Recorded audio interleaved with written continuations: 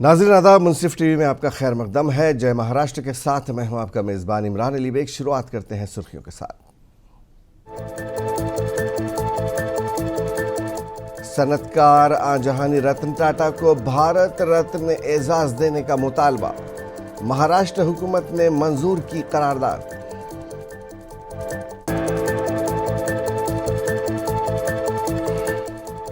महाराष्ट्र कांग्रेस ने भ्रष्ट युति के नाम से शुरू की पोस्टर मुहिम, रियासती हुकूमत की नाकामियों को किया जा रहा है उजागर।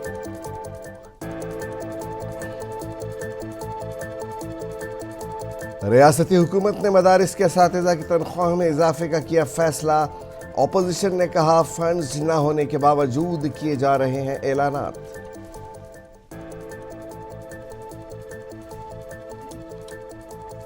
नांदेड़ में मुस्लिम नुमाइंदा काउंसिल की जानिब से मुनक्कद किया गया धरना, शान रिसालत सल्लल्लाहु अलैहि वसल्लम में गुस्ताखी करने वाले रामगिरी महाराज की गिरफ्तारी का मुतालबा। महाराष्ट्र के वज़ीर आला एकनाथ शिंदे का कहना है कि रतन टाटा एक अनमोल रत्न थे। हमने मरकज़ को रतन टाटा को भारत रत्न देने की तजवीज़ दी है। महाराष्ट्र की काबीना ने इस ज़िम्मे एक करारदाद मंजूर करते हुए मरकज़ी हुकूमत पर जोर दिया कि वो सनतकार आजहानी रतन टाटा को मुल्क का सबसे बड़ा शहरी एजाज़ भारत रत्न अता करे।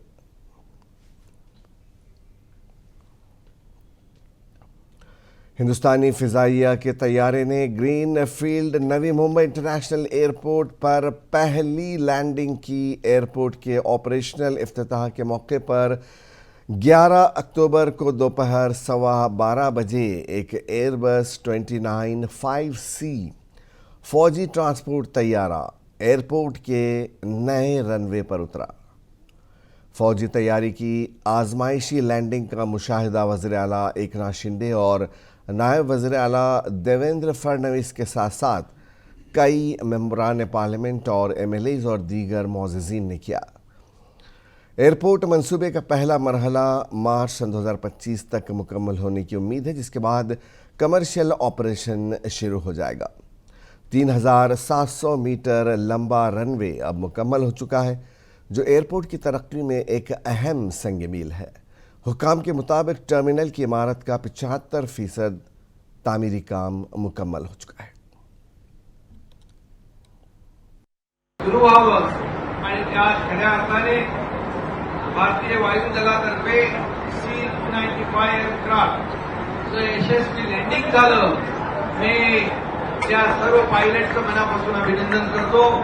केंद्र सरकारचं अभिनंदन करतो, आदरणीय अभिनंदन करतो आणि डिफेन्स मिनिस्टर राजनाथ सिंह यांना धन्यवाद देतो। त्याचबरोबर सुखोई जे सुखोई 30 एअरक्राफ्ट जो आहे हा फायटर प्लेन आणि त्याचंही इथून यशस्वीपणे आपल्याला आपण त्याचं स्वागत केलं आणि फायटर सलामी देऊन गेलं। हम तैयार हैं फ्लाइट के लिए भी और फाइट के लिए भी। महाराष्ट्र कांग्रेस ने NDA को निशाना बनाते हुए एक पोस्टर मुहिम भ्रष्ट युति शुरू की है। महाराष्ट्र पर गुजरात को तरजीह देने पर कांग्रेस ने मुहिम शुरू की है। रियासत भर में पोस्टर लगाए गए हैं, जिनमें एकनाथ शिंदे, देवेंद्र फडणवीस और अजीत पवार को महाराष्ट्र से बाहर गुजरात की तरफ प्रोजेक्ट ले जाते हुए दिखाया गया है।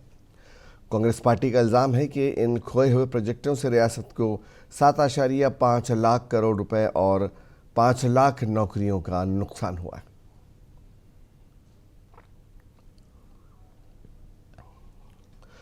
महाराष्ट्र में बीजेपी की क़यादत वाली महायुति हुकूमत ने मुस्लिम अक़लियत और पसमानदा बिरादरियों को असम्बली इंतख़ाबात से कबल अपनी तरफ मुतवज्जे करने के लिए कई इक़दाम किए हैं। महाराष्ट्र के वज़ीर आला एकनाथ शिंदे की ज़ेर सदारत काबीना की मीटिंग में हुकूमत ने मदरसा के असातिज़ा की तनख्वाह और मौलाना आज़ाद फ़ाइनेंशियल कॉरपोरेशन के वर्किंग कैपिटल में भी इजाफ़ा करने का फ़ैसला किया है। D.Ed की डिग्री के हामिल प्राइमरी असातिज़ा की माहाना तनख्वाह फ़िलहाल 6,000 रुपये से बढ़कर 16,000 रुपये हो जाएगी, जबकि बीएड के 7 सेकेंडरी स्कूल के साथीज़ा की माहाना तनख्वाह 8,000 रुपये से बढ़कर 18,000 रुपये हो जाएगी। जाकिर हुसैन मदरसा मॉडर्नाइजेशन स्कीम के तहत रियासती हुकूमत ने मदारिस से कहा है कि वो दीनी उलूम के साथ साथ जदीद तालीम भी फराहम करें।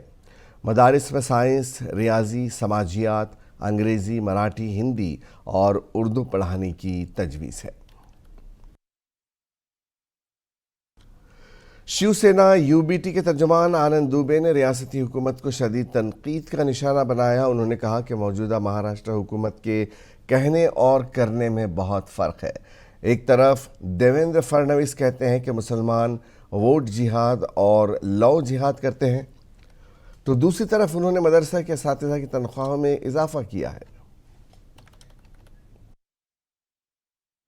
ये जो वर्तमान की महाराष्ट्र सरकार है ना, इसकी कथनी करनी में कितना बड़ा अंतर है। एक तरफ देवेंद्र फडणवीस जी कह रहे हैं कि जो मुसलमान मतदाता हैं उन्होंने वोट जिहाद किया, जो मुसलमान जातियां हैं उसमें लव जिहाद करवाती हैं, और दूसरी तरफ जो मदरसों में शिक्षक पढ़ाते हैं उनके वेतन पहले 6,000 थे, अब उसको बढ़ाकर 16,000 कर दिया गया है। इससे पहले अजीत दादा पवार कह चुके हैं कि हम अपने पार्टी में जो टिकट बांटेंगे उसमें 10% कोटा अल्पसंख्यकों के लिए, मुसलमानों के लिए रिजर्व कर देंगे। मतलब ये जो वर्तमान की महायुति सरकार है, इसको मुसलमानों को खुश भी करना है, मुसलमान इन्हें वोट नहीं करते तो उनके लिए नफरत की बातें भी करनी है। ऐसा दोहरा चरित्र क्यों है? या तो साफ साफ कहो कि हमें अल्पसंख्यकों का वोट नहीं चाहिए, हम उनके लिए कोई काम नहीं करेंगे। दूसरी तरफ उनको टिकट भी देना है, उनके वेतन को भी 6,000 से बढ़ाकर 16,000 करना है, और उनको गालियां भी बकनी है, उनको अपशब्द भी कहना है, उनको वोट जिहादी भी कहना है। तो ये कैसा, मतलब हाथी के दांत दिखाने के कुछ और खाने के कुछ और। ये महाराष्ट्र की जनता सब देख रही है। मुंबई कांग्रेस की सदर व रुकन पार्लियामेंट वर्षा गायकवाड़ ने भी मदारिस के असातिज़ा की तनख्वाहों में इजाफे के रियासती हुकूमत के फैसले पर तबसरा करते हुए कहा कि असम्बली चुनाव के पेश नज़र हुकूमत सिर्फ ऐलानात कर रही है। उन्होंने कहा कि फंड्स न होने के बावजूद सिर्फ लुभावने वादे किए जा रहे हैं।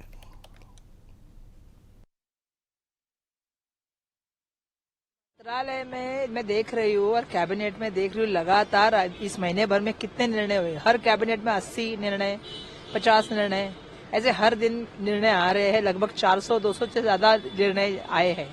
और सवाल ये है कि इतने सारे निर्णय ले रहे हैं, लेकिन साथ में फाइनेंस विभाग का ये भी कहना है हर फाइल पे कि हमारे पास पैसा नहीं है, 1.5 लाख से ज्यादा हम डेफिसिट में हैं, और हर फाइल में वो लोग निगेटिव लिख रहे हैं।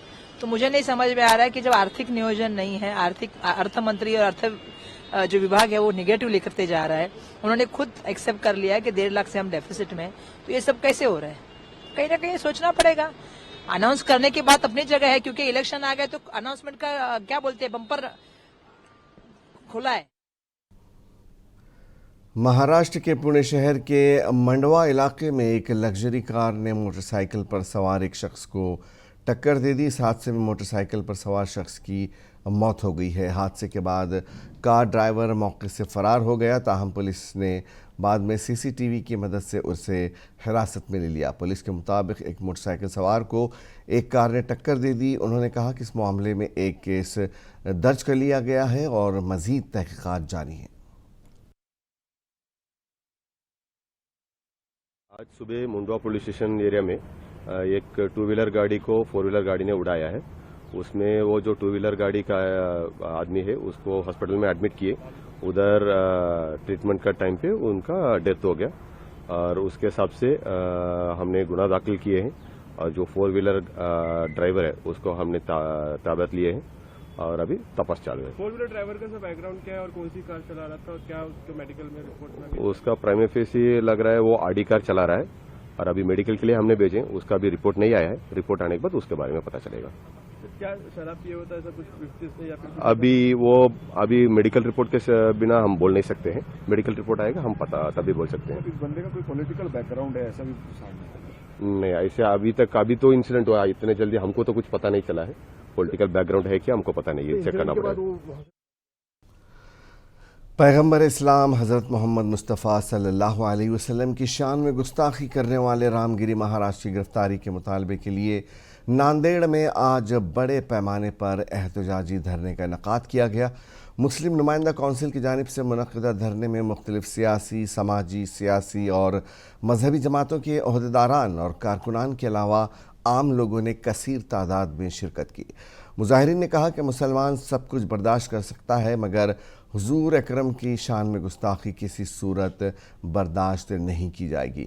रामगिरी महाराज के ख़िलाफ़ रियासत के मुख्तलिफ़ मकामात पर 150 से ज़ायद पुलिस स्टेशनों पर मुकदमात दर्ज किए गए हैं। इसके बावजूद गिरफ्तारी अमल में नहीं लाई जा रही है, जबकि गुजरात में मौलाना अजहरी ने जब एक शेर कहा तो उन्हें गिरफ्तार कर लिया गया। क्या हमारे मुल्क में अलग अलग कवानीन नाफिज हैं? अगर कानून की नज़र में सब बराबर हैं तो रामगिरी महाराज को क्यों गिरफ्तार नहीं किया जा रहा? उन्हें गिरफ्तार करना चाहिए। मुजाहिरीन ने असम्बली में एक ऐसे कानून को मंजूर करने का मुतालबा किया जिसमें मजहबी शख्सियात की शान में गुस्ताखी करने वालों की कड़ी से कड़ी उनके खिलाफ कार्रवाई मुमकिन हो सके। नुमाइंदा कौंसिल की जानिब से रामगिरी के खिलाफ में, उसके अगेंस्ट में कलेक्टर ऑफिस पर धरना होगा। तो उसी ज़िमन में आज महाराष्ट्र के एक शहर ज़िला नांदेड़ के अंदर, शहर नांदेड़ के ज़िला दफ्तर पर, ज़िला कलेक्टर ऑफिस के सामने रामगिरी जो गुस्ताख रसूल है उसकी गिरफ्तारी का मुतालबा करते हुए मुस्लिम नुमाइंदा कौंसिल की तरफ से ये धरना रखा गया था, जिसमें तमाम तंजीमों ने, तमाम सियासी जमातों ने, शहरियान नांदेड़ के गैर मुसलमानों ने हिस्सा लिया और अपने गम गुस्से का इसको इजहार किया। दूसरी बात यह है कि मुस्लिम नुमाइंदा कौंसिल के मुतालबात में एक हफ्ते का वक्त दिया गया हुकूमत महाराष्ट्र को कि एक हफ्ते के अंदर अंदर आइंदा जुमा से पहले हुकूमत महाराष्ट्र रामगिरी को गिरफ्तार कर जेल की सलाखों के पीछे डाले, वरना मुस्लिम नुमाइंदा कौंसिल ने ऐलान किया कि आइंदा जुमा को अगर हुकूमत महाराष्ट्र हमारे मुतालबात को पूरा नहीं करेगी तो हम औरंगाबाद के जामे मस्जिद से एक वफद की शक्ल में बड़ी तादाद में एक मार्च निकालेंगे जो रामगिरी के मठ तक जाएंगे, और यही मुस्लिम नुमाइंदा कौंसिल का ऐलान रहा है। अक़लियती यूथ पार्लियामेंट जलगांव में डिस्ट्रिक्ट मजिस्ट्रेट ऑफिस के अहाते में वाक़ डिस्ट्रिक्ट प्लानिंग कमेटी हॉल में माइनॉरिटी यूथ पार्लियामेंट का इनेकाद किया गया। इस प्रोग्राम का अहतमाम शिमाली महाराष्ट्र के कोऑर्डिनेटर शबान फैज़ ने किया था। अक़लियती यूथ पार्लियामेंट के नेशनल कोऑर्डिनेटर हाजी ज़ुबैर मेमन स्पीकर थे, जबकि Jalgaon district magistrate Ayush Prasad, Jalgaon city MLA Raju मामा भोले, आरके पार्टी के राम पाटिल, जलगांव एमआईएम ज़िला सदर पैनलिस्ट और मेहमान खुसूसी के तौर पर मौजूद थे। अहमद हुसैन, डॉक्टर परवेज़ अशरफी, डॉक्टर रफ़ीक काजी, आरके पार्टी के फ़िरोज़ शेख और समाजी कारकुन अरशद शेख ने भी इसमें शिरकत की। इस प्रोग्राम में मुस्लिम, सिख, जैन, ईसाई, दलित और कबायली बरादरियों के तलबा की बड़ी तादाद मौजूद थी। तलबा ने पैनलिस्ट से तालीमी, सियासी, सेहत, खेल और दीगर मौज़ूआत पर सवालात किए, जिनके मुअज़्ज़िज़ीन ने तसल्ली बख्श जवाबात दिए। ज़िला मजिस्ट्रेट आयुष प्रसाद ने तलबा को आला तालीम की अहमियत बताई, जबकि जलगांव शहर के एमएलए राजू मामा भोले ने इंसानियत को बचाने पर जोर दिया। नांदेड़ में कांग्रेस के सीनियर रहनुमा अब्दुल सलाम चावलवाला को कांग्रेस अक़लियती सेल का रियासती नायब सदर मुक़र्रर किए जाने पर शॉल पोशी और गुलपोशी की तक़रीबात का सिलसिला जारी है। इसी सिलसिले में साबिक़ कॉरपोरेटर फ़ारूक हुसैन ने और उनके साथियों ने उनकी इज़्ज़त अफजाई के लिए एक तक़रीब का इनेकाद किया। तकरीब में साबिक़ standing committee chairman Farooq Ali Khan, समाजी कारकुन मोहम्मद अकील फ़ारूकी और दीगर मौजूद थे। इस मौके पर अब्दुल सलाम चावलवाला ने इस अज़्म का इजहार किया कि वो अक़लियतों के मसाइल हल करने और पार्टी की तरफ से दी गई ज़िम्मेदारी को अहसन तरीके से निभाने के लिए भरपूर कोशिश करेंगे। कि उन्होंने मेरे ऊपर विश्वास करके मुझे महाराष्ट्र का वाइस प्रेसिडेंट माइनॉरिटी का बनाया है और उनका विश्वास मैं खोने नहीं दूंगा। बहुत अच्छी तरीके से काम करूंगा और पूरे डिस्ट्रिक्ट में मुझे घूमने के लिए कहा है, पूरे तालुके जाने के लिए कहा है और परभनी, हिंगोली और औरंगाबाद के लिए भी मेरा दौरा है। इंशाअल्लाह बहुत जल्दी हम एक ग्रुप बना के सभी जगह निकलेंगे और हम सब मिलके आगे कांग्रेस का अच्छी तरीके से काम करेंगे। से अब्दुल सलाम चावलवाला नांदेड़ के एक सीनियर कार्यकर्ता हैं और कई पोस्ट उनको पक्ष ने दिया और अल्हम्दुलिल्लाह 2024 में अभी महाराष्ट्र माइनॉरिटी सेल के वाइस प्रेसिडेंट की पोस्ट उनको नामजद की गई। शोलापुर में सादिक शेख की क़यादत में धरना दिया गया। इस धरने में बड़ी तादाद में लोगों ने हिस्सा लिया। इस मौके पर सियासत में मुसलमानों को नुमाइंदगी देने का मुतालबा किया गया।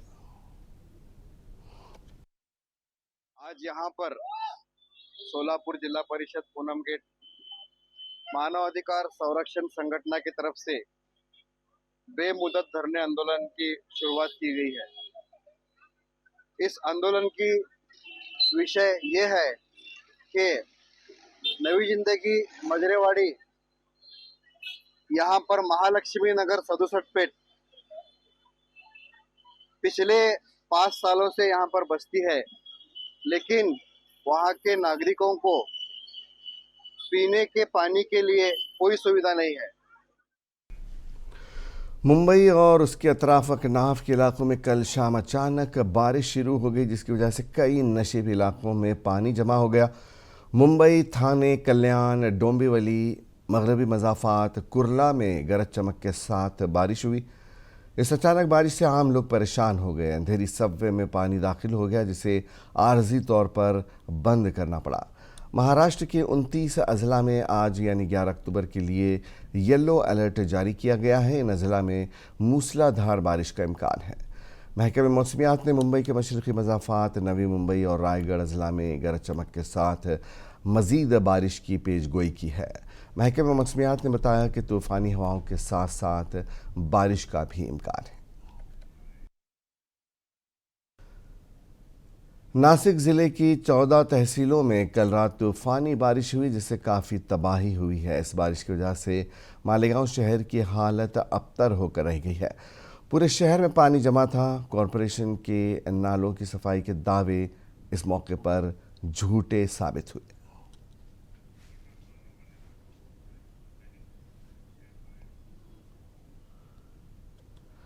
नाज़रीन, महाराष्ट्र में सरकारी उर्दू स्कूलों में उर्दू मीडियम के असातिज़ा की तकर्रुरी की बजाय मराठी और अंग्रेज़ी मीडियम के असातिज़ा का तकर्रुर किया जा रहा है। ऐसा ही एक मामला नांदेड़ ज़िले के भोकर में सामने आया है, जहां अंग्रेज़ी मज़मून पढ़ाने के लिए मराठी मीडियम के एक टीचर को उर्दू मीडियम स्कूल में मुक़र्रर किया गया है। आप देखिए तफसीली रिपोर्ट और मुझे दीजिए इजाज़त। आदाब।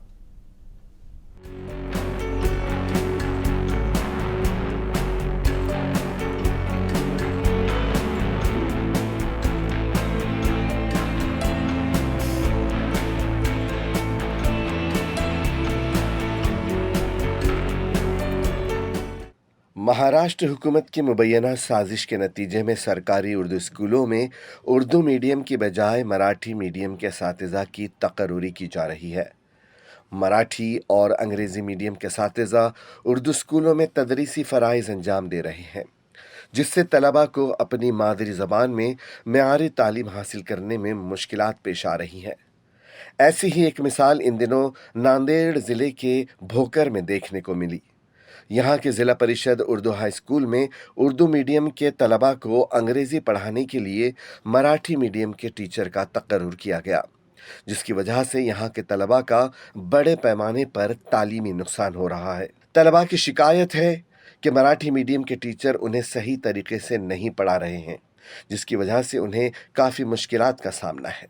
मेरी सरकार से ये राय है कि हम उर्दू स्कूल में मराठी मीडियम के टीचर पढ़ा रहे, हमें इंग्लिश पढ़ा रहे मराठी मीडियम के टीचर, इसलिए हमको उसका ट्रांसलेट, उसका मतलब नहीं समझ रहा। इसलिए मेरी सरकार से ये राय है कि मराठी मीडियम के टीचर की बजाय उर्दू मीडियम के टीचर को हमारे स्कूल में लाया जाए। मेरी एजुकेशन डिपार्टमेंट से ये दरख्वास्त है कि हमारे स्कूल में एक मराठी के सर आए हैं, उन्हें यहाँ से लेकर जाकर किसी मराठी स्कूल में लेकर जाए और हमारे उर्दू के स्कूल में उर्दू के सर लेकर आए।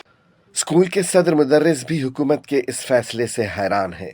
अब तक कभी ऐसा नहीं हुआ कि उर्दू मीडियम के तलबा को तालीम के लिए गैर उर्दू मीडियम के असातिज़ा का तकर्रुर किया गया हो, लेकिन हालिया दिनों में रियासती हुकूमत के महकमे तालीम के एक फैसले की वजह से ये तब्दीली आई है।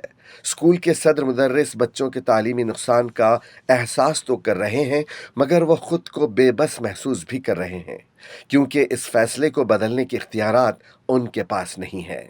शासन निर्णय के मुताबिक 16 मई 2024 को हमारे पास एक मराठी माध्यम का एक शिक्षक जो कि इंग्लिश के लिए यहाँ पर भेजा गया 6 से 8 क्लास के लिए, और 16 मई के आदेश के अनुसार माननीय मुख्य कार्यकारी अधिकारी जिला परिषद नांदेड़, इनका आदेश था, मैं उनको यहाँ पर ज्वाइन कर लिया हूँ और उनकी टीचिंग यहाँ पर उर्दू क्लासों पे टीचिंग चालू है। अब मैं जब भी क्लासों पे घूमता हूँ तो बच्चे बोलते हैं कि सर वो मराठी में लिख रहे हैं। मैं जाकर देखा तो वो उसका जो तर्जुमा है जो उर्दू में अगर करके दिया तो वो बेहतर रहेगा। वो मराठी में बच्चों को तो वैसा नुकसान तो है नहीं। ये साल ही शासन निर्णय हुआ है, इसके पहले ऐसा कुछ भी नहीं था। एक मराठी शिक्षक था और वो उर्दू माध्यम का टीचर मराठी पढ़ाते थे। ये साल निर्णय कुछ ऐसा हुआ है। नांदेड़ में 5 से ज़ायद स्कूलों में और रियासत के मुख्तलिफ अजला में तकरीबन 154 मराठी और अंग्रेज़ी मीडियम के असातिज़ा को उर्दू स्कूलों में तैनात किया गया है। इस पर न सिर्फ माहिरीन बल्कि वालिदैन और समाजी रहनुमाओं ने भी गहरी तशवीश जाहिर की है। उनका कहना है कि ये कदम मुस्लिम तलबा को उनके तालीमी हुकूक से महरूम रखने की एक साजिश हो सकता है। माहिरीन का मुतालबा है कि फौरी कार्रवाई की जाए और उर्दू मीडियम स्कूलों में उर्दू असातिज़ा की ही तकर्रुरी यकीनी बनाई जाए। अभी 6 to 8 के जो टीचर, ग्रेजुएट टीचर का जो अपॉइंट पदवीधर टीचर जिसे कहेंगे, तो उसमें इंग्लिश पढ़ाने के लिए, टीचिंग के लिए पवित्र पोर्टल के ज़रिए टीचर्स को भेजा गया। पूरे महाराष्ट्र में 154 टीचर्स को उर्दू मीडियम के स्कूलों में भेजा गया, जिसका ताल्लुक़ उर्दू से कोई लेना देना नहीं है, जिसको उर्दू की अलीफ ABCD भी नहीं आती है, ऐसे टीचर्स को भेजा गया। भोकर के अब जिस स्कूल में हम यहाँ बैठे हैं आज, यहाँ के कई पेरेंट्स, कई स्टूडेंट के फ़ोन्स मुझे आए हैं कि गफ़ार साहब यहाँ पर मराठी मीडियम का एक टीचर इंग्लिश पढ़ाने के लिए उर्दू स्कूल पर आ चुका है और जो उसको उर्दू का एक लफ्ज़ भी नहीं आता है। कि उर्दू स्कूल पर मराठी मीडियम के टीचर का अपॉइंटमेंट हुआ है। असल में पढ़ाने के लिए बच्चों को किसी भी चीज़ का कंसेप्ट क्लियर करने के लिए मदर टंग में उसका एक्सप्लेन करना और उसमें ट्रांसलेट करना बहुत ज़रूरी होता है। जब तक कि कोई भी टीचर मदर टंग में जब ट्रांसलेट नहीं कर पाता और मदर टंग में वो कंसेप्ट को क्लियर नहीं कर पाता, तो बच्चों के कंसेप्ट क्लियर नहीं होते पूरी तरीके से। उर्दू मीडियम स्कूलों में मराठी और अंग्रेज़ी मीडियम के असातिज़ा की तकर्रुरी के मसले के हल के लिए महाराष्ट्र राज्य उर्दू शिक्षक संघ के रियासती सदर M.A. गफ़ार ने मुंबई हाई कोर्ट के औरंगाबाद बेंच में बाज़ाब्ता एक पिटीशन दायर की है, ताकि उर्दू मीडियम के तलबा की खुली नाइंसाफ़ियों को उजागर किया जा सके। ये अपॉइंटमेंट होने से पहले भी मैंने मार्च के महीने में Bombay high court bench Aurangabad में एक रीट पिटीशन गवर्नमेंट के ख़िलाफ़, कमिश्नर के ख़िलाफ़, डायरेक्टर के ख़िलाफ़ दाखिल किया हूँ। एक नोटिस इश्यू हो चुकी है, लेकिन अभी तक कोई फ़ैसला नहीं हुआ। गवर्नमेंट का सरकारी वकील जो है अभी तक हाई कोर्ट में रुजू नहीं हुआ। अगर रुजू हो जाएगा तो गवर्नमेंट को समझ में आ जाए, कोर्ट को समझ में आएगा कि सरासर उर्दू तलबा के साथ ये नाइंसाफ़ी वाला फ़ैसला है। मुँह बदला नहीं है, लेकिन ये हमारे बच्चों का बुनियादी जो बेस है, हमारे बच्चों का बेस पूरा बेस बर्बाद होता जा रहा है। लेकिन कई अभी मुझे रास्ते में जब मैं आया तो कई पेरेंट्स मुझे मिले कि सर हमारी माशी हालत ऐसी नहीं है कि हम अपने बच्चों को अलग से ट्यूशन पढ़ाएं, इसलिए आपसे और हुकूमत से मुतालबा है कि हमारे उर्दू स्कूल में उर्दू मीडियम का इंग्लिश पढ़ाने के लिए टीचर दिया जाए। माहिरीन के मुताबिक ये मसला सिर्फ भोकर तक महदूद नहीं, बल्कि रियासत भर के कई उर्दू मीडियम स्कूलों में ऐसी ही शिकायत मौसूल हो रही हैं। सवाल ये है कि क्या ये वाकई महज एक तकनीकी खराबी है या उर्दू मीडियम के तलबा को पीछे रखने की कोई मुनज़्ज़म साजिश है। मुंसिफ टीवी के लिए भोकर से ज़मीर अहमद खान की रिपोर्ट।